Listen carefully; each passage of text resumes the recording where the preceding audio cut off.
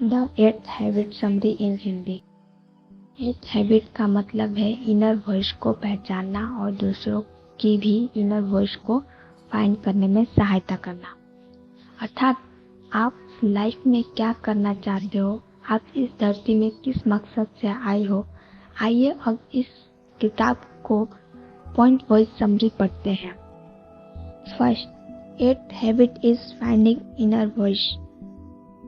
Find your inner voice and others also. आपकी inner voice आपसे विस्तार में बात करती है। बहुत बार हम उसे सुन नहीं पाते। जैसे मान लीजिए किसी बच्चे में बहुत बड़ा समाज सेवक बनने के गुण हो, लेकिन हो सकता है कि समाज की बातों के चलते वह सिर्फ डॉक्टर आदि बनने में लगा हो। से बाद में वह बहुत खुश नहीं रह पाएगा, क्योंकि उस काम में उसका पैशन नहीं होगा। देर सवेर अगर वह अपनी इनर वॉइस को पहचान ले और समाज सेवक बन जाए तो उसे सच्ची खुशी प्राप्त होगी।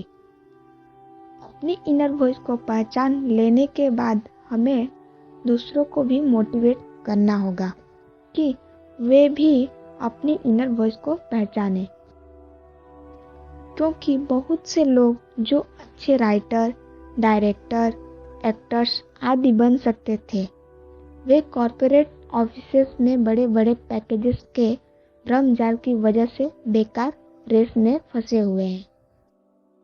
उनका टैलेंट वेस्ट जा रहा है, ना वह देश के काम आ रहे हैं ना समाज के। उनके स्थान पर कुछ छूट भैया लोग अपने आप को टैलेंट की पोस्ट पर विराजमान किए हुए हैं। भाग्यवश और ज्ञान झाड़ते दिखते हैं। इसलिए लेखक कहते हैं कि पहले खुद की इनर वॉइस को खोजें, फिर दूसरों की भी हेल्प करें, और यह आपकी एट्थ हैबिट बन जाती है। Second, how to find your inner voice. अपनी इनर वॉइस को पहचानने के लिए आपको अपने टैलेंट, पैशन और वैल्यूज की खोज करनी होगी और उनमें धार लगनी होगी, यानी उन्हें बहुत स्ट्रॉन्ग करना होगा। साथ ही वीकनेस ढूंढ कर उन्हें दूर करना होगा। फर्स्ट, मान लीजिए आपके अंदर राइटिंग का टैलेंट है, लेकिन बिना उस टैलेंट को होने किए आप एकदम से राइटर नहीं बन जाएंगे। आपको लगातार प्रैक्टिस करने रहना पड़ेगा। लगातार अपनी राइटिंग पर काम करके आप उसे बहुत ही स्ट्रॉन्ग बन सकते हो। फिर अपनी राइटिंग से आप कुछ भी लिख सकते हो, जैसे कोई नॉवेल, सेल्फ हेल्प किताब, कहानी, ब्लॉग आदि। और अगर आप अच्छा लिखेंगे तो दूसरों को प्रभावित कर सकते हो। इससे दूसरे लोग आपको पसंद करने लगेंगे और आपका बहुत बड़ा फैन बेस बनता रह जाएगा। हो सकता है आप किसी जॉब में फंस गए हो, लेकिन आपकी इनर वॉइस कहती हो कि आपको राइटर बनना चाहिए, तो ऐसे में आपको जॉब नहीं छोड़ देनी चाहिए, बल्कि आप जॉब के साथ साथ ही राइटिंग की प्रैक्टिस कर सकते हो। और एक दिन जब आपको लगे कि आप राइटिंग में दम पर जीविका अर्जित कर सकते हो, तभी जॉब छोड़े। Second, passion. टैलेंट के साथ साथ आप अपनी वैल्यूज भी ढूंढनी होगी। जैसे क्या आप ईमानदार, सच्चे, हेल्पफुल, निष्कपट आदि हैं। यदि आप ईमानदार आदि नहीं हैं तो कोई भी आपको पसंद नहीं करेगा और आप किसी को भी लीड नहीं कर सकते, फिर चाहे आप में कितना भी बड़ा टैलेंट क्यों ना हो। इसलिए वैल्यूज होना बहुत जरूरी है। थर्ड, इन सब के साथ साथ आपको अपनी वीकनेस भी खोजनी होगी।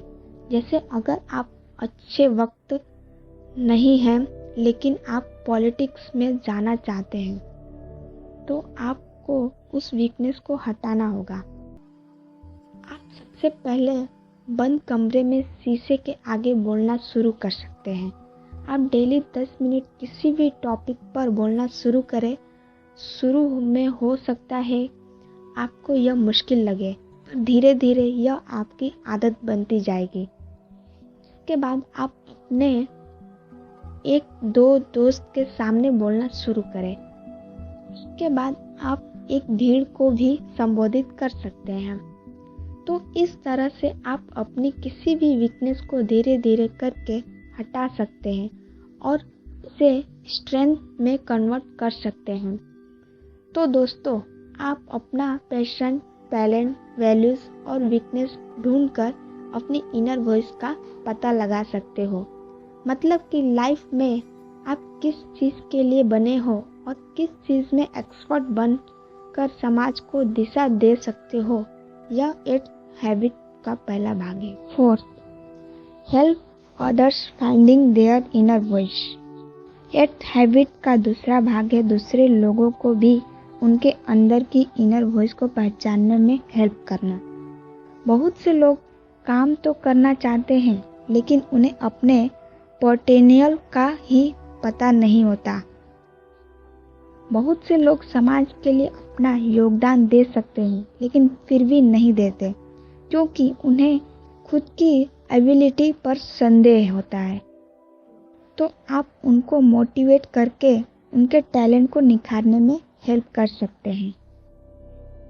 एग्जाम्पल के लिए मान लीजिए आप एक ऐसे कस्बे में रहते हो जहाँ बहुत ही कचरा फैला रहता हो और सब लोग बस कचरा फैला जाते हैं। ऐसे में आपको उन लोगों से बात करनी होगी, उन्हें सफाई के लिए कन्विंस करना होगा, उन्हें मोटिवेट करना होगा, उनकी इनर वॉइस को जगाना होगा। यही आपकी एक हैबिट होनी चाहिए। आप उन्हें बोल सकते हैं कि क्या हम इस कस्बे को पूरे स्टेट का नंबर 1 कस्बा बना सकते हैं। इसके अलावा आप उन्हें बता सकते हो कि कचरे से बहुत सारी बीमारियां फैल सकती है और हम अपने बच्चों को क्या लेगेसी दे जा रहे हैं। क्या हम दुनिया का सबसे गंदा कस्बा कहलाना चाहेंगे? इससे सब लोग मोटिवेट हो जाएंगे क्योंकि आप उनको एक दिशा दे रहे हो। तो इस तरह से आप दूसरों के अंदर की भी इनर वॉइस को जगा सकते हो, यानी उन्हें प्रेरणा से भर सकते हो। बुक द 8 हैबिट समरी इन हिंदी, यह कहने के बाद आपको एक्शन भी लेना होगा। आप खुद कूड़ा उठाना शुरू कीजिए। इसका मतलब यह नहीं है कि आप अपने हाथों से ही कूड़ा उठाना शुरू कर दें। हो सकता है आप सफाई कर्मचारी को हायर करें, उन्हें जरूरी सामान उपलब्ध कराएं, साथ ही सेफ्टी के लिए ग्लव्स, प्रोटेक्टिव गियर्स आदि दे सकते हैं। जब लोग आपको ऐसा करते हुए देखेंगे तो सच में ही आपके सपोर्ट में आएंगे। इससे आपकी ट्राइब या भाईचारा बढ़ता जाएगा। ट्राइब्स के बन जाने से आपको फ्यूचर में और भी हेल्प मिल सकती है। फिर चाहे आप अपना बिजनेस लगा रहे हो या पॉलिटिक्स में जाना चाह रहे हो, ट्राइब्स बनने से आपको जरूर सफलता मिलती है। इसके लिए आप यह वाली किताब भी पढ़िए। 5. Develop 4 types of intelligence. के बाद लेखक स्टीफन कोवे कहते हैं कि आप अपने अंदर 4 तरह की इंटेलिजेंस बढ़ाने की कोशिश कीजिए। पहला, फिजिकल इंटेलिजेंस। सबसे पहले आप अपनी बॉडी की फिटनेस पर ध्यान दीजिए। क्या आपकी बॉडी पूरी तरह से स्ट्रांग है? क्या आप सुबह जल्दी उठ पाते हैं? क्या आप कुछ सीढ़ियाँ चढ़कर ही हांफने लगते हैं? इसलिए सबसे पहले आप यह देखिए कि आपकी बॉडी में क्या कमजोरियां हैं। अगर आप सुबह जल्दी नहीं उठ पाते तो आज से ही अलार्म सेट कीजिए और सुबह 5 बजे उठने की कोशिश कीजिए। उसके बाद यदि आप योगा, मेडिटेशन नहीं करते हैं तो आप वह भी शुरू कर सकते हैं। इसके बाद आप 10-15 मिनट एक्सरसाइज जरूर कीजिए। इससे धीरे धीरे आपकी बॉडी की सारी वीकनेस चली जाएगी और आप बिल्कुल स्ट्रांग और हेल्थी बन जाएंगे। बीमारियां आपको छू भी नहीं पाएगी। दूसरा, मेंटल इंटेलिजेंस। इससे आप IQ इंटेलिजेंस क्वोटिएंट के नाम से भी जानते हैं। इसे बढ़ाने का सबसे सरल तरीका है कि आप सेल्फ हेल्प बुक्स पढ़ें। यह किताबें हमें स्कूल और कॉलेज में नहीं पढ़ाई जाती है, लेकिन इनमें सारी दुनिया का गूढ़ ज्ञान भरा होता है। स्कूल की किताबें किसी को भी ज़्यादा इंटेलिजेंट बनने में हेल्प नहीं करती। आपने देखा होगा कि कई बार फेल हो जाने वाले स्टूडेंट्स बहुत अच्छा बिजनेस करते हैं, लेकिन जो हमेशा फर्स्ट आते हैं वे डॉक्टर और टीचर आदि बन जाते हैं, फिर उन बिजनेसमैन के यहाँ काम करने लगते हैं। इस ब्लॉग पर आपको बहुत सारी अच्छी किताबों की समरी मिल जाएगी। इन्हें पढ़कर आप बहुत जल्दी ही बहुत सारा ज्ञान हासिल कर लेंगे, जिससे आपकी मेंटल इंटेलिजेंस बढ़ जाएगी और आप बड़ी बड़ी डिग्री हासिल किए हुए लोगों के जितना ही नॉलेज वाले बन जाएंगे। तीसरा, इमोशनल इंटेलिजेंस। आपको अपना EQ भी बढ़ाना होगा। कोई मुसीबत आने पर भी आपको बहुत ज़्यादा दुख और डिप्रेशन में नहीं जाना चाहिए, बल्कि हिम्मत और हौसला रखकर फिर से बाउंस बैक करना चाहिए। इसी तरह से खुशी के मौके पर या कोई जीत हासिल करने पर आपको एकदम से हवा में नहीं उड़ना चाहिए। कुछ लोग तो घमंड से भर जाते हैं और फिर उनका पतन भी शुरू हो जाता है, क्योंकि घमंड लोगों को कोई भी व्यक्ति पसंद नहीं करता और लोग धीरे धीरे अपना समर्थन वापस लेने लगते हैं तथा किसी और हम्बल आदमी के साथ जुड़ने लगते हैं। इसी के साथ साथ हमें दूसरों के लिए एम्पैथी बढ़ानी चाहिए। एम्पैथी का मतलब होता है दूसरों के दर्द को समझकर उन्हें प्रॉपर सहानुभूति, हेल्प तथा सलाह मशवरा देना। बुक द 8 हैबिट समरी इन हिंदी। चौथा, स्पिरिचुअल इंटेलिजेंस। इसका मतलब है अपने अंदर आध्यात्मिक शक्ति और मोरल वैल्यूज पैदा करना।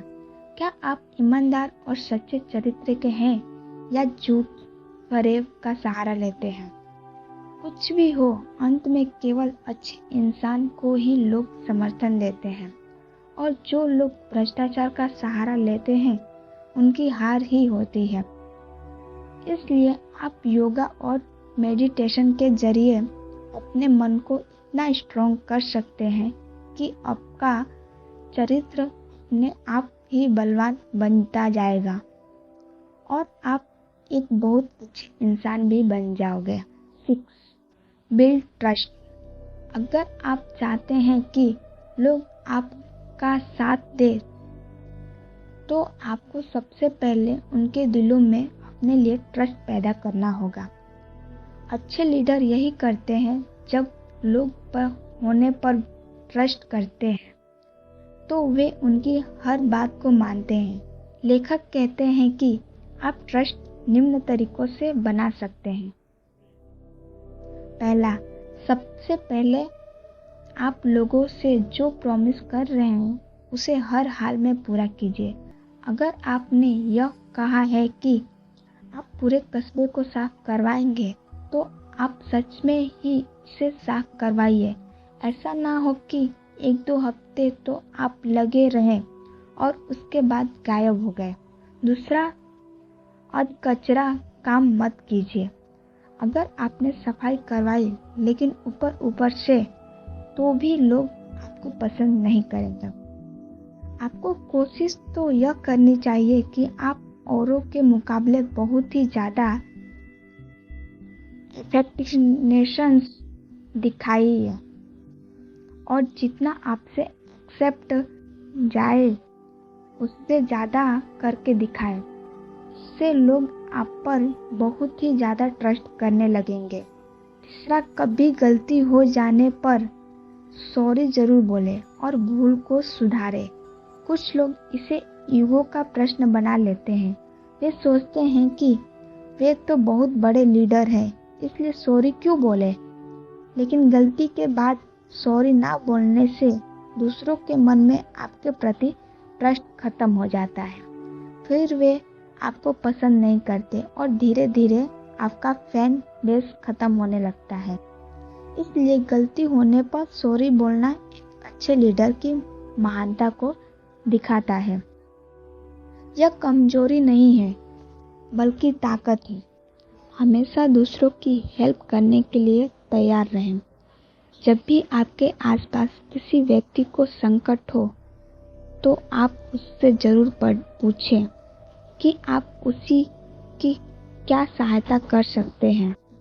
फिर उसे सहानुभूति देकर उसकी उचित हेल्प करें। इससे बाकी लोगों तक भी आपके अच्छे नेचर की बातें पहुंच जाएगी और लोग आपको बहुत हेल्पफुल मानेंगे तथा हमेशा आपको समर्थन देंगे। तो दोस्तों, यही थी इस किताब की समरी। संक्षेप में आज का मतलब यही है कि आप अपने अंदर अच्छी वैल्यूज को बढ़ाएं तथा अपनी वीकनेस को हटाएं। ऐसा करने के बाद आप दूसरों को भी उनकी स्ट्रेंथ को पहचानने में हेल्प करें और उनकी वीकनेस को हटाने में हेल्प करें। इससे आप जिस भी इकोसिस्टम में काम कर रहे हो वहाँ सफलता मिलेगी। धन्यवाद।